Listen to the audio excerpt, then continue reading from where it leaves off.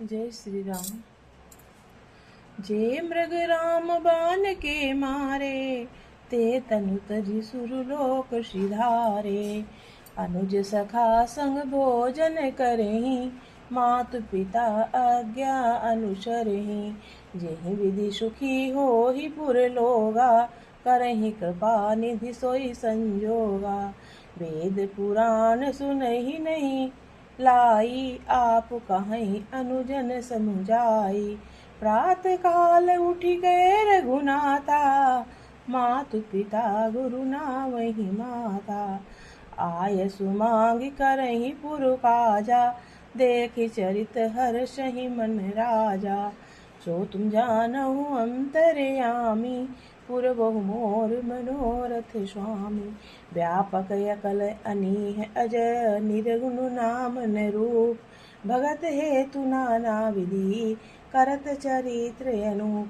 सो तुम जानहु अंतरयामी, पुर बहु मोर मनोरथ स्वामी। यह सब चरित कहा मैं गाई, आगिली कथा सुनहु मन लाई। विश्वामित्र महामुनि ज्ञानी, बसहि विपिन शुभ आश्रम जानी। जहाँ जप यज्ञ जोग मुनि करहि, अति मारीच सुबाहुनि डरहि। देखत यज्ञ निशाचर धावहि, करहि उपद्रव मुनि दुख पावहि। गादि तनय मनु चिंता व्यापी, हरि बिनु मरहि न निश्चर पापी। तब मुनि बर मन कीन विचारा, प्रभु अवतर्यो हरण मही भारा। एहू मिस देखो पद जाई, करि बिनती आनो दो भाई। ज्ञान विराग सकल गुण अयना, सो प्रभु मैं देखब भरि नयना। सो तुम जानहु अंतरयामी, पुर बहु मोर मनोरथ स्वामी। बहु विधि करत मनोरथ, जात लागी नहीं बार। करि मंजन सरऊ जल गए भूप दरबार। सो तुम जानहु अंतरयामी, पुर बहु मोर मनोरथ स्वामी। मुनि आगमन सुना जब राजा, मिलन गयो लय विप्र समाजा। करि दंडवत मुनि सन्मानी, निज आसन बैठारी आनी।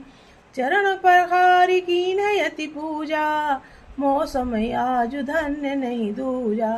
विविध भांति भोजन करवावा, मुनिवर हृदय हरस यति पावा। पुनि चरणन में ले सुतचारी, राम देख मुनि देह विचारी। भय मगन देखत मुख शोभा, जनु चकोर पूरण शशि लोभा। तन मन हरसि बचन कहराऊ, मुनि यस कृपा न कीन्यो काऊ। केहि कारण आगमन तुम्हारा, कहु सो करत न लागहु वारा। असुर समूह सतावहि मोहि, मैं जाचन आयो नृप तोहि। अनुज समेत देहु रघुनाथा, निश्चर बद में होब सनाथा। सो तुम जानहु अंतरयामी, पुर बहु मोर मनोरथ स्वामी।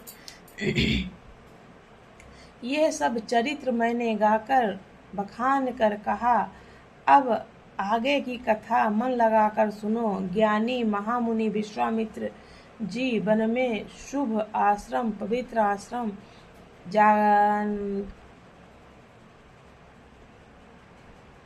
जानकर बसते थे। वो जहाँ वे मुनि जप यज्ञ और योग करते थे, परंतु मारीच और सुबाहु से बहुत डरते थे। यज्ञ देखते ही राक्षस दौड़ पड़ते थे और उपद्रव मचाते थे, जिससे मुनि बहुत दुखी हो जाते थे। गाधि के पुत्र विश्वामित्र जी के मन में चिंता छा गई कि पापी राक्षस भगवान के मारे बिना न मरेंगे। तब श्रेष्ठ मुनि मन में विचार किया कि प्रभु ने पृथ्वी भार हरने के लिए अवतार लिया है। इसी बहाने जाकर मैं उनके चरणों का दर्शन करूं और विनती करके दोनों भाइयों को ले आऊं। और ज्ञान वैराग्य सब गुणों का धाम है, उन्हें प्रभु को मैं नेत्र भरकर देखूंगा। बहुत प्रकार से मनोरथ करते हुए जाने में देर न लगी। सरयू जी के जल में स्नान करके वे राजा के दरवाजे पर पहुंचे। राजा ने जब मुनि का आना सुना तब ब्राह्मणों के समाज को साथ लेकर मिलने गए और दंडवत करके मुनि का सम्मान करते हुए उन्हें लाकर अपने आसन पर बैठाया। चरणों को धोकर बहुत पूजा की और कहा, मेरे समान धन्य आज दूसरा कोई नहीं है। फिर अनेक प्रकार के भोजन करवाए, जिससे श्रेष्ठ मुनि ने अपने हृदय में बहुत ही हर्ष प्राप्त किया। फिर राजा ने चारों पुत्रों को मुनि के चरणों पर डाल दिया, उनके प्रणाम कराया। श्री रामचंद्र जी को देखकर मुनि अपनी देह की सुधि भूल गए।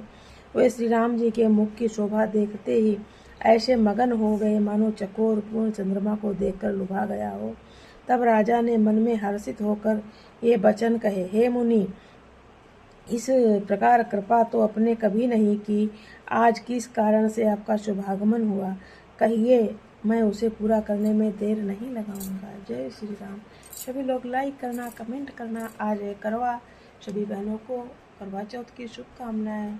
माता चंद्रमा की सब पर अपनी कृपा बनी रहे, गणेश की कृपा बनी रहे। जय श्री राम।